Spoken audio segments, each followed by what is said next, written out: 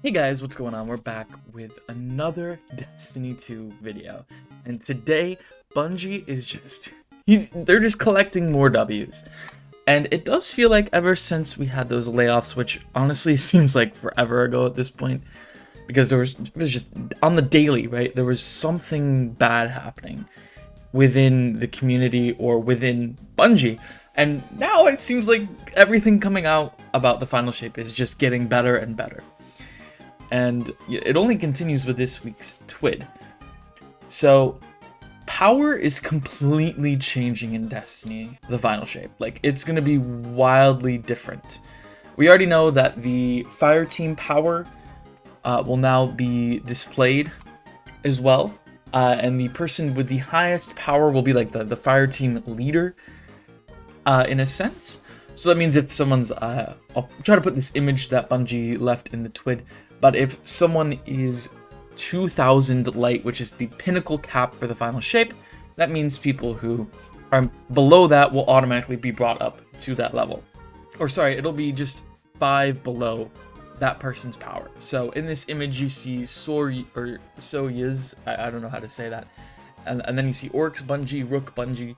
So Orcs and Rook would be brought up to 1995, just 5 below Soyuz, I don't know. You guys tell me how to say it. I don't know. This is just me guessing at this point. So yeah, that's a huge W for people just being able to get in to those activities. Also, you can see that Hero will be changed to Expert instead, and I believe the advanced version, which is above that, which is replacing Legend. So the names are being changed. Who cares? For people who want to know these numbers, the power floor for Final Shape is going to be 1900. So when you load it up, I believe everything on your character will be 1940. The soft cap, which you can use blues and powerfuls to get to a little bit quicker, that'll be 1940. Powerful cap, meaning, you can only use powerfuls to get up to 1990. After that, you're gonna have to use your pinnacles to get to 2000. So this next part is the biggest W we've seen in a while. I'm like, let's just read it. So one problem we encountered when designing fireteam power was power limits found on older gear items. You might have noticed as you read about fireteam power that the adjusted power shared by the power leader would sidestep the caps on an older power limited items, making it possible to ignore them. After thoroughly considering the problem space, we came to the decision to remove power limits from all items starting in the final shape. Always being able to play with your friends was a huge goal for us. As we close out the Light and Darkness saga, we want to rally all Guardians active returning anew to help fight the Witness, and there is no better way to play Destiny than with your fire team. As we pursued this goal, it became apparent that power limits were fundamentally incompatible with fireteam power.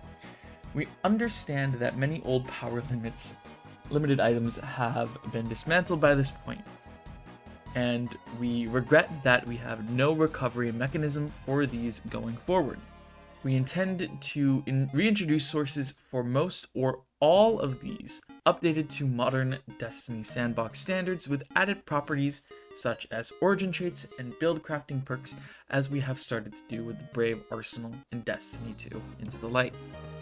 This is just amazing. It's amazing because there are so many sunset weapons to this point, and I'm sure a lot of people have seen the outcry that happened, especially with Into the Light, because Hung Jury is such an overdone weapon. I've already talked about it a little bit.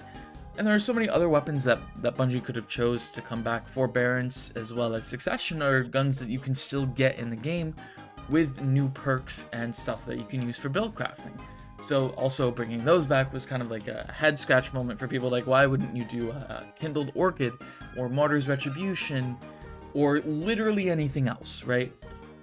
And this, again, is fantastic. It does make me wonder, though, if Destiny 3 is on the horizon. I know leaks have been out here and there about Destiny 3 having been worked on since Witch Queen, But maybe this just means that Destiny 3 isn't as close as people think it is, that maybe it's still a year or two away, and so, you know, they'll bring some of these weapons back maybe before Destiny 3 is announced or supposed to be released anyways. But this is great because Onslaught is something that's, as we've learned, is going to get updated, which means you can take some of these weapons that you want to re-add into the game, or redo essentially, right, reissue, because most of these weapons, right, are in the game. I can think of like Devil's Ruin is one that's great, Alone as a God, which is another Leviathan raid weapon. It's such a fun weapon. Inaugural Address, another Leviathan raid weapon. But a lot of these can be added into Onslaught and added as rewards, and that way you keep Onslaught going, and you have, you know, a reason to play Onslaught after the limited time weapons are gone, and, you know, after you've gotten all your god rolls and whatnot. And you can also have you know, new quests for these weapons. You can add new enemy types to Onslaught, add the Dread, which again is coming in the final shape, and so on. You know, the Vex can get in there, the Taken maybe, and the Cabal. Let's not forget the Cabal, okay? The Cabal Man, the Cable Man. So this, again, is just a W. This is what I wanted from the beginning. And listen, it just gets better. It gets so much better because also starting in the final shape, you are going to be able to level whichever character you want. And it's not going to matter. Your power is going to be account-based instead of character-based. The reason I love this is because I enjoy playing all three of my characters. I hated having to min-max in the past. Usually what would happen is you would start on your main the first week to get that flow going, and then the second week of an expansion you would start on one of your alts, your least played alt, then go to your second most played alt, and then come back to your main. That way your main had the highest power. But drops will now be whatever your highest account is, or character.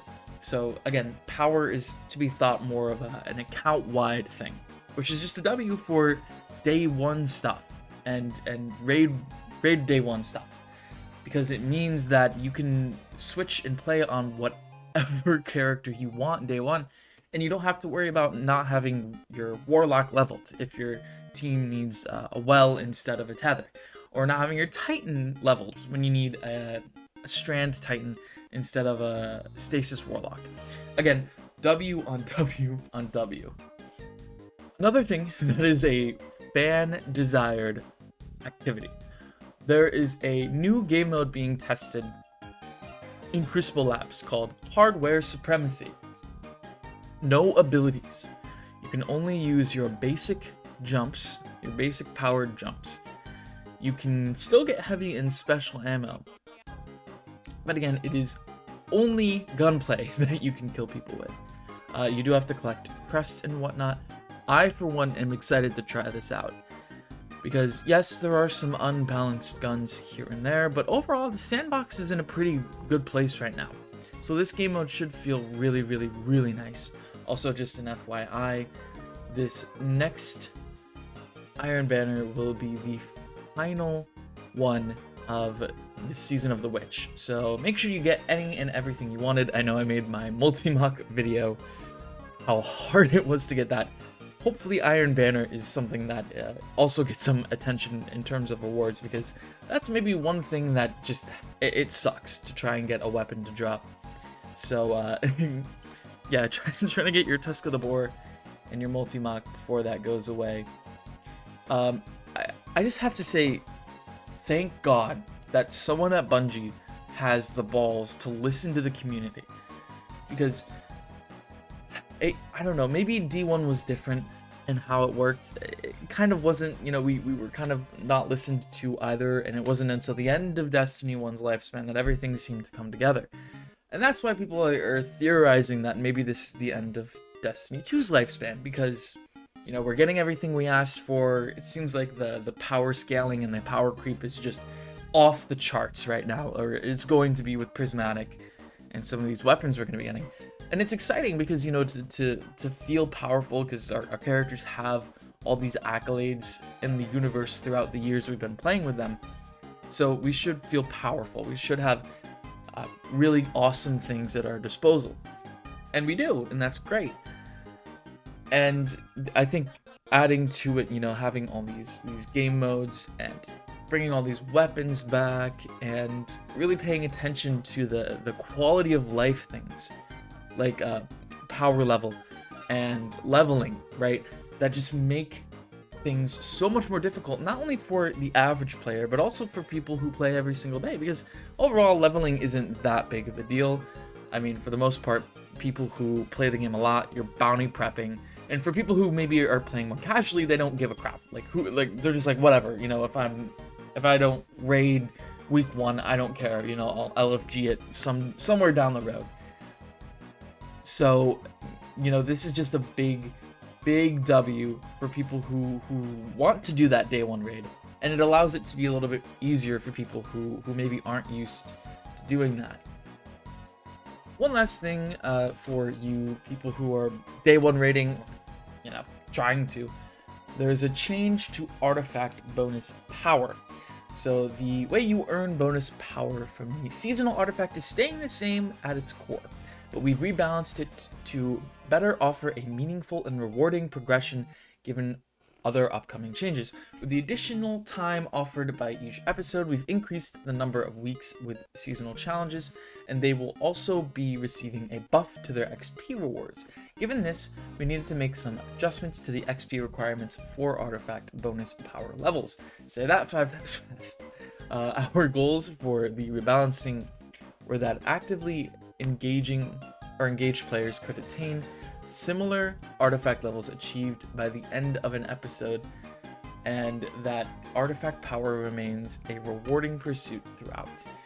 So I'm not sure how much this will affect your ability to get the entire artifact unlocked day 1 or before the raid comes out, but we'll see. Let me know what you guys think about these changes. I'm just happy it seems like we're being listened to.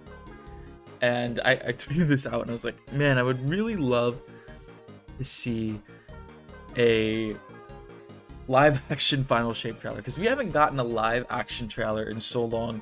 But if you played D1, I'll try to leave links for people who maybe haven't seen these live actions. You could probably just look it up on YouTube anyways.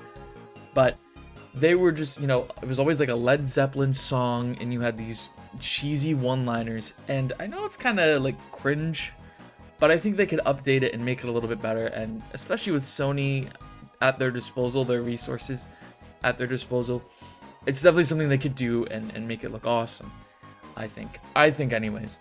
If it happened, it's already done and been done, whatever. But it's just the little things at this point that will make or break the final shape, and right now they're getting the little things right. And so this definitely deserves a Bungie tweet. Like, if any Bungie dev happens to watch this, you guys are just nailing it right now. And I'm beyond excited for June 4th. Like, my excitement keeps building, right?